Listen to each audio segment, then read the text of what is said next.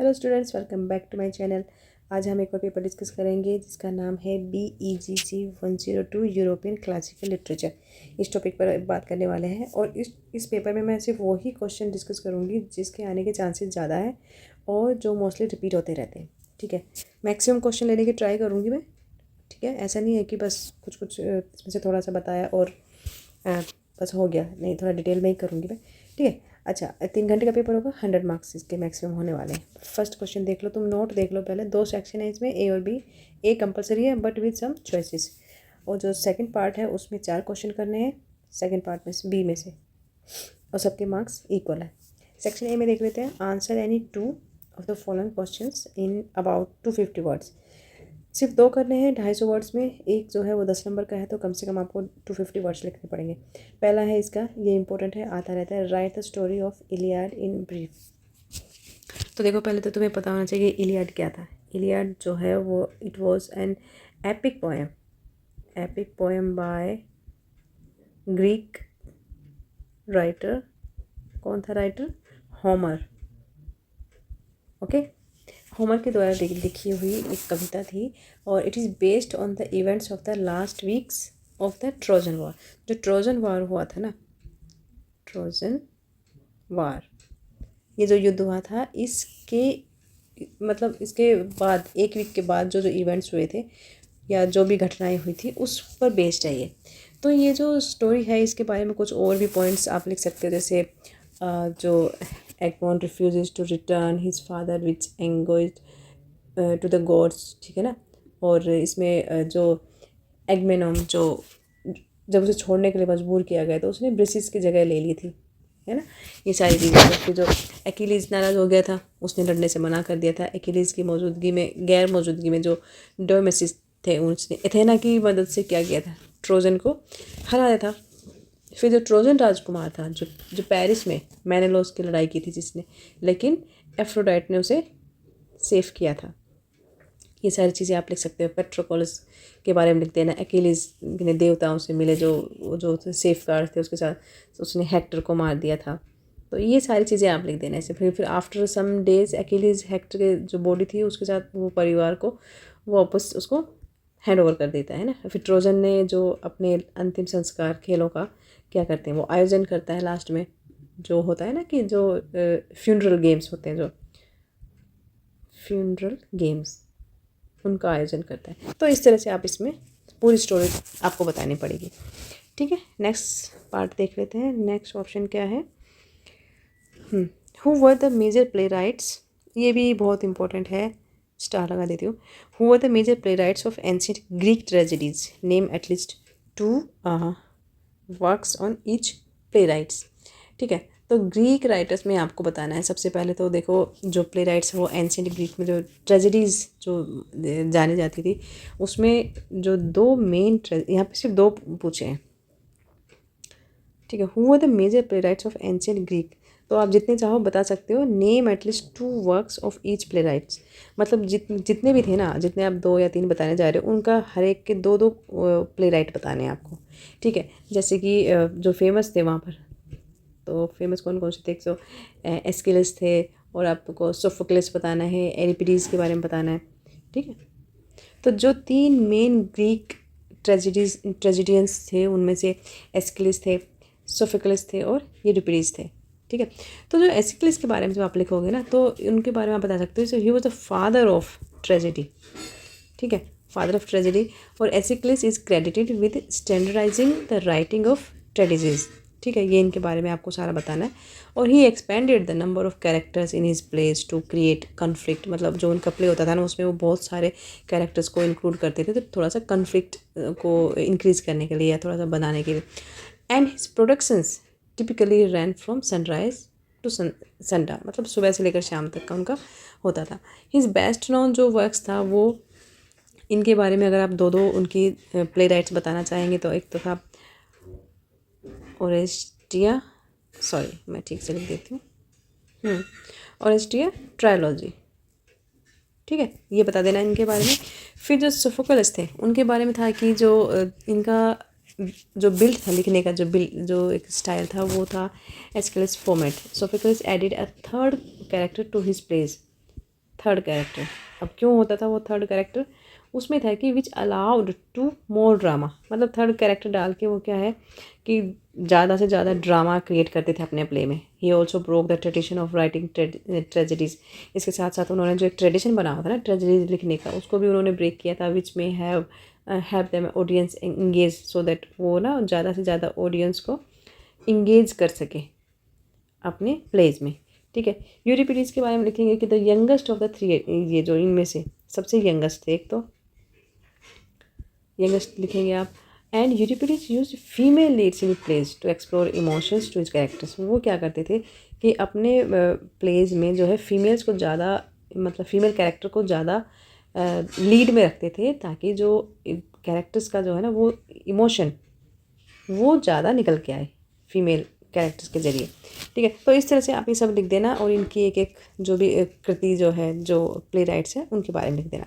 Right a note on feminine versus, इसके बारे में ये इंपॉर्टेंट है, इसको भी लिख ले, इसको भी करके जाना ठीक से। ओके, तो इसके बारे में आप बताएंगे कि the feminine versus were A type of drinking song. ठीक है, ड्रिंकिंग सॉन्ग था, मतलब जैसे लोग ड्रिंक करने के बाद जो कुछ अपना इंजॉयमेंट करने के लिए जो गाने वाने गाते हैं, तो उस तरह का ये सॉन्ग था। ठीक है, that was popular in ancient Rome. Ancient Rome में सबसे ज़्यादा फेमस था ये गाने, ये जो फेमिनिन वर्सेस द था। और रोम के साथ साथ to other places for festival. तो they were one of the earliest forms of Italian poetry. ये इटालियन पोएट्री था, इटालियन पोएट्री का मतलब अर्लियर इटालियन पोएट्री थी। And later evolve into satire and Roman comic drama में ये जो है फॉर्म हो गया था, मतलब इनका ही वॉज इवॉल्व हो गए थे, ये कह सकते हो आप। तो जैसे यहाँ क्लॉयड ने जो अपनी जो वो राइटिंग की थी फेमिनिन वर्सेस इस in honour of the marriage of emperor Honorius से फेमिनिन वर्सेस के कुछ एग्जाम्पल आप दे सकते हो। जैसे कि फर्स्ट में आप लिखेंगे कि जो राजकुमार है, जो प्रिंस है, उसकी बुद्धिमत्ता के बारे में, उसकी ब्यूटी के बारे में जो वो ही प्रेजेज अबाउट हिम। सेकंड में जैसे अर्थ, फॉरेस्ट, रिवर्स और इससे सी, समुद्र हो गया, और विवाह भोज जो होते हैं ना, जो वेडिंग फूड जो होता है उसका सम्मान करने का ये बारे में बात करते हैं। थर्ड आप लिखेंगे कि जो स्टिलिको को ये वो ऑर्डर देता है कि वो उन तालों में से, उन लॉक्स में से एक मुलायम सा कुछ बांधे, जहाँ आमतौर पर एक जो हेमलेट चमकता रहता था ना, हेलमेट, उसके बारे में बता देना थोड़ा सा। और फिर फोर्थ में जो एक इसमें थोड़ा सा ये एग्जांपल देते हैं, he also describes the anxious brides made in shame and innocent tears. ठीक है, ये सारा आपको इसमें बताना है, ज़्यादा नहीं है, ईजी रहेगा। फिर है do you find any influence of another country on the literature of ancient Rome. ठीक है, तो इसके बारे में आप बताएंगे। इस क्वेश्चन के बारे में आपको बताना है कि जो ग्रीक कल्चर था, it was the most important influence on Roman. ठीक है, रोमन पे सबसे ज़्यादा किसका इन्फ्लुएंस हो गया था? ग्रीक कल्चर का, ग्रीक। ठीक है, ग्रीक कल्चर का सबसे ज़्यादा अब प्रभाव पड़ा था इस पर। रीज़न क्या थे इसके? अर्ली वर्क्स, एक तो अर्ली वर्क्स आ जाएगा कि some of the earliest Roman works were historical epics that told the military story of Rome. ठीक है, सेकंड पॉइंट में आप लिखेंगे कि वेल नोन पोइट्स, उस टाइम कौन कौन से वेल नोन पोइट्स थे? Virgil, Ovid, Horace and Lucretius, मोरेल्ट, है ना, ये सारे बता देंगे आप। फिर थर्ड पॉइंट आएगा फिलोसॉफिकल और पॉलिटिकल कॉन्सेप्ट में आपको बताना पड़ेगा, थोड़ा सा इस तरीके से थोड़ा लिखना पड़ेगा कि जो ग्रीक ऑथर्स थे वो उन्होंने इन्फ्लुएंस किया था रोमन्स को। सच एज कौन कौन थे वो? सिसरो हो गए, सेनेका, बोथियस, कैतुलस और वर्जिल, ये सब के आपको नाम बताने हैं। फिर रोमन जो एरिस्टोक्रेट्स थे, रोम के रोमन एरिस्टोक्रेट्स, इनके बारे में बताएंगे। तो Roman aristocrats learn to speak and write in Greek, इन लोगों ने भी ग्रीक में लिखना बोलना सीख लिया था। And many were raised by Greek speaking slaves, और बहुत सारे तो ऐसे थे जो ग्रीक स्पीकिंग जो स्लेव्स होते थे ना, उनके द्वारा भी ये उनको रेज किया गया था। तो इस तरह से आपको यहाँ पे बता देना आपको सारा का सारा। ठीक है, 10 नंबर का क्वेश्चन है, तो इसको अच्छे से लिखना। अच्छा हाँ, तुम लोगों से एक अपील भी करनी थी, अगर वीडियोज़ अच्छी लगती हैं तो प्लीज़ सब्सक्राइब किया करो और लाइक ज़रूर कर दिया करो। ठीक है, तुम लोग वीडियो देखते रहते हो, लाइक नहीं करते हो, तो लाइक कर देना। चलो, और अब कर लेते हैं सेक्शन बी का first question. Discuss the notion of honour in the Iliad, give examples from the text. देखो ये इलियड तो आप करके ही जाना, ये इंपॉर्टेंट क्वेश्चन है, इसमें शॉर्ट नोट भी आ गया और इसमें ये लॉन्ग क्वेश्चन में भी आया हुआ है। तो इस बी सेक्शन में से कोई 4 करने हैं और एक क्वेश्चन 20 नंबर का होने वाला है, तो कम से कम आपको इतने वर्ड्स पे तो लिखना है। हो गया इतना, ठीक है। तो इलियड के बारे में देख लेते हैं, इसमें आप क्या क्या लिखने वाले हैं। तो इसमें आप थोड़ा सा लिख देती हूँ मैं यहाँ पर, जो ऑनर जो है is a central theme in होमर्स। पहले तो ये देख लो, ये होमर्स की राइटिंग थी और नाम था इसका द इलियड, ठीक है। ये जो था ये राइटिंग थी उनकी, and it is closely linked to glory and ability to fight in battle, ठीक है। अच्छा, इसमें वैल्यू ऑफ ऑनर के लिए अगर आप लिखेंगे तो फर्स्ट पॉइंट जैसे बनाएंगे आप, value of the honour in ancient Greeks, ठीक है। The value of the honour,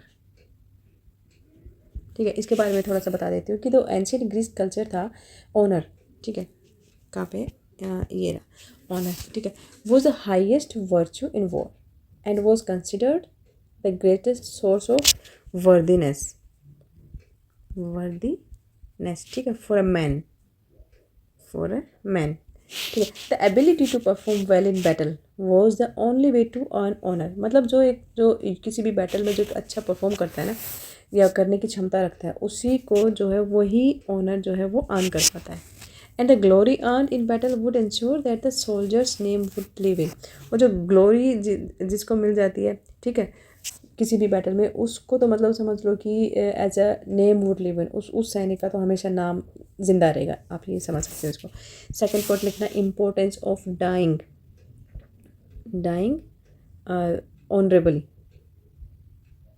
ठीक है। ऑनरेबली मतलब कि सम्मान के साथ मारना, उसका क्या महत्व था इस चीज़ का, ये बताया ना।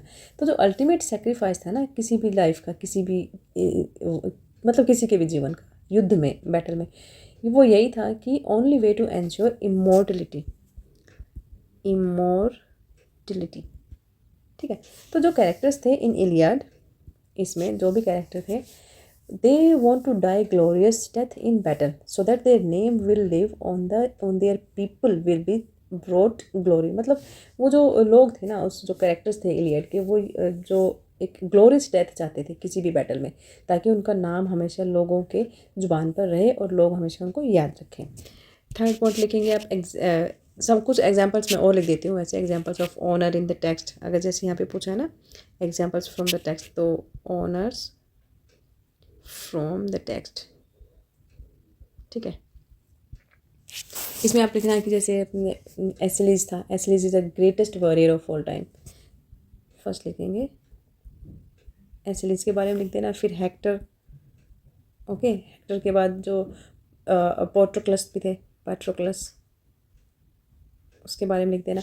तो तीनों के बारे में जब आप लिखेंगे तो तीनों का एक बेसिक सा क्या था कि जो greatest warrior of all time थे, and their rage stems from feeling dishonoured by जो एगमेनॉन थे। और फिर हेक्टर के बारे में बता देना कि Andromache that he must stay and fight because he want to be remembered for his honour, कि वो हमेशा अपने सम्मान के लिए जीना चाहता था। फिर Patroclus dies honourably in battle to save his people, अपने लोगों की रक्षा करते हुए बैटल में जो है वो उसकी डेथ हो जाती है।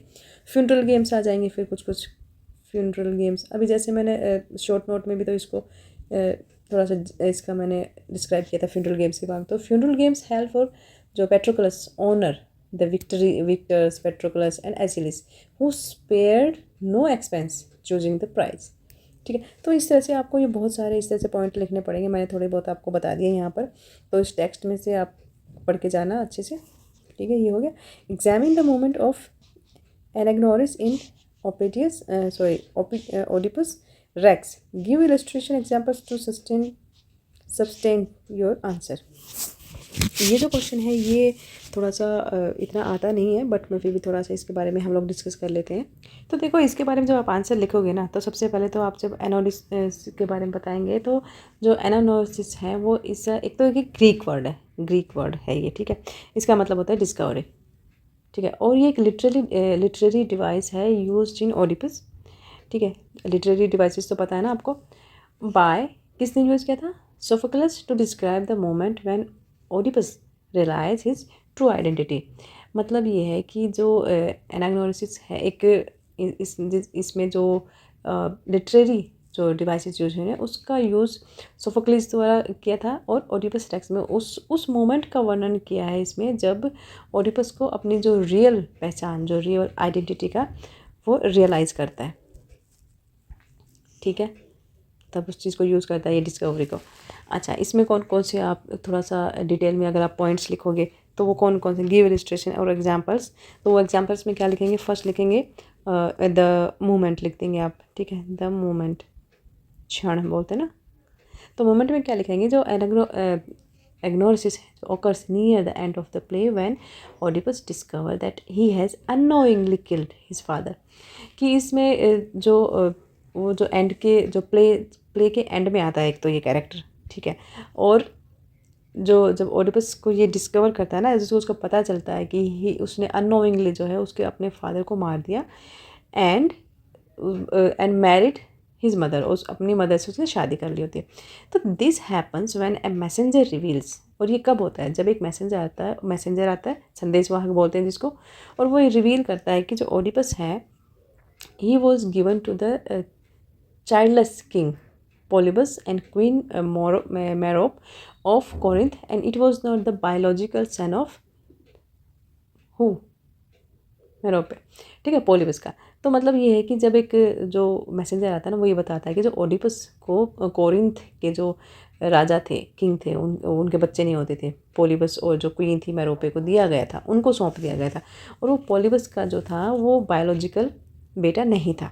ठीक है, इसमें लिखेंगे आप ये कहानी। दूसरा पॉइंट आ जाएगा इसकी इम्पोर्टेंस में क्या लिखेंगे कि इस चीज़ की इम्पोर्टेंस क्या है, तो इस इम्पोर्टेंस में बताएंगे ओडिपस जो था ना, तो ओडिपस का जो एग्नोसिस का जो एक समझ लीजिए जो फेथ है, भाग्य जो है ना, sudden reversal of fortune from a happy life to tragic life, ऐसा हो जाता है ना, happy life to tragic life में एकदम से चेंज हो जाता है। तो it is also an example of peripetetia, another literary device used in the play that refers to the reversal of fortune।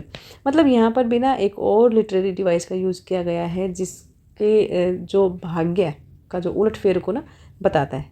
ठीक है, तो यहाँ पर आप ऐसे लिख देंगे। फिर नेक्स्ट थर्ड पॉइंट में आप लिख सकते हो कुछ क्लू के बारे में लिख सकते हैं, द क्लूज। क्लू में क्या होगा, जो ओडिपस का जो भाग्य था वो it was limited from birth and his feet become a symbolic of his fate and ignorance। मतलब जो यहाँ पर आप लिखेंगे कि जो ओडिपस का जो भाग्य था ना वो उसके बर्थ से ही जो है लिमिटेड था, सीमित था, और उसके जो पैर थे वो उसके भाग्य को और अज्ञानता के प्रतीक बन गए थे, सिंबल बन गए थे। और जब वो one he was a child, तो उसके जो पेरेंट्स थे, उसके जो एंकल्स थे, उन दोनों को उसने आपस में बांध दिया था, जिसे वो, और फिर उसको पहाड़ पर किसी माउंटेन पर उसको छोड़ दिया था। और वो आज भी थोड़ा सा ना मतलब जब व्हेन ही वॉक्स तो he still limps and he has a visible scars, मतलब स्कार्स भी हैं उसके फेस पर, थोड़ा सा लंगड़ा के भी चलता है वो आज तक। तो ये सारी चीज़ें आपको बतानी पड़ेंगी, कुछ एग्जाम्पल मैंने बता दिए हैं, बाकी ये आप करके जाना इम्पोर्टेंट है, मैं ये कह सकती हूँ, it's an important question. Okay, फिर है who reports the condition of Thebes, what do you they have to say about the condition in the city, illustrate your answer with examples from the text. Okay, इसको आप अपनी knowledge के लिए कर सकते हो, बाकी मैं ये नहीं बोलूँगी कि ये इंपॉर्टेंट क्वेश्चन है, आ सकता है, ये मुझे चांसेस इसके कम लगते हैं, बट मैं इसमें थोड़ा सा आपको डिस्क्राइब करके बता देती हूँ। तो ये जो क्वेश्चन है ना, ये भी जो है ये ओडिपस रेक्स से लिया गया है। ठीक है, ओडिपस रेक्स, ठीक, यहाँ से लिया गया है। और जो प्रीस्ट है, the priest of Zeus, the priest of Zeus, ये था, और इसने रिपोर्ट किया था about the condition of Thebes to Oedipus. ठीक है, ओडिपस को बताया था। ओके, अच्छा क्या बताया था, पहले तो ये देखो कि ये जो सारी चीज़ें हैं थेबेस, ये जो प्रीस्ट जो भी कुछ बता रहा है उसको, ये एक तो प्ले के स्टार्टिंग में स्टार्ट हो जाती हैं ये सारी चीज़ें। प्रीस्ट होता है, जैसे जो प्रीस्ट हो गया वो डिस्क्राइब करता है कि about the plague that is destroying Thebes causing famine and sickness, मतलब जो उसको प्लाग जो हो जाती है ना, प्लेग की बीमारी, तो उसको डिस्ट्रॉय कर रहा है उसकी बॉडी को, थेबेस की को, because of famine and sickness हो जाती है। फिर ओडिपस के बारे में थोड़ा सा बता देना कि he express his concern and sympathy, मतलब उसके अपने वो केयर को शो करता है और सिंपैथी शो करता है। And he also announces that he has sent क्रेनॉन,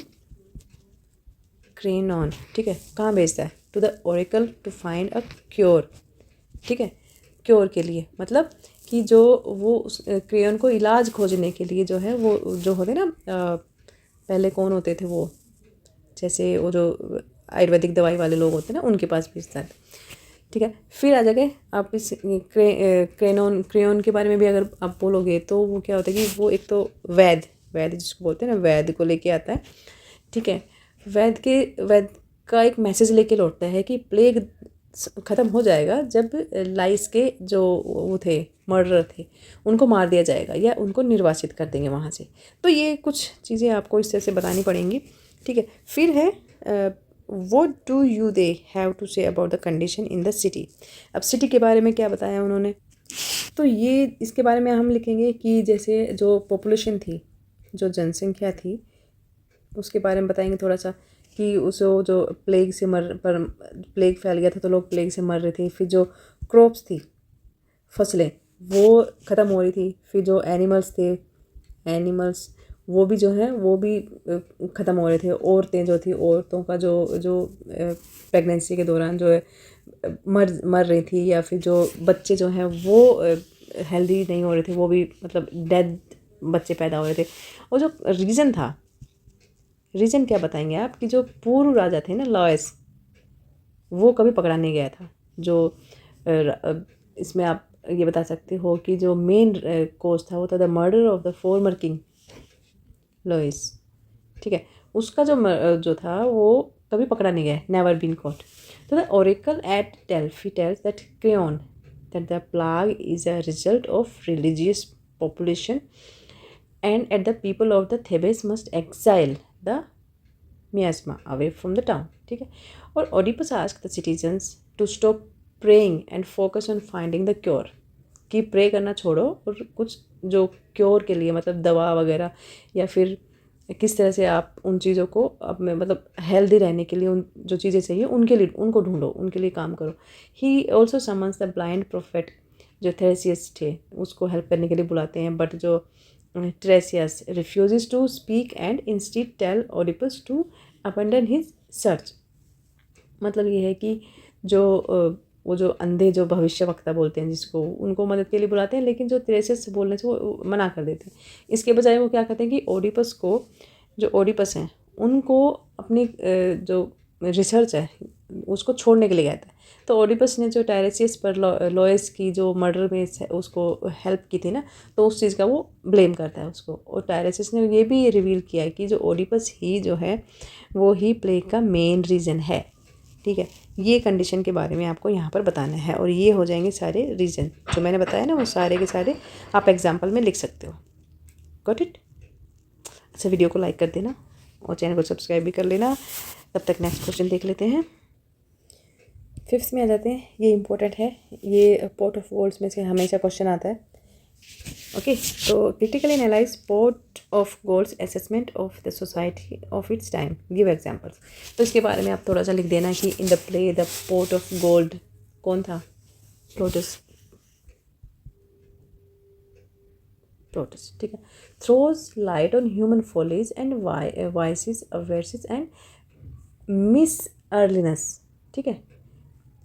And his main aim is to expose and make fun of wrong and evil aspects, ठीक है।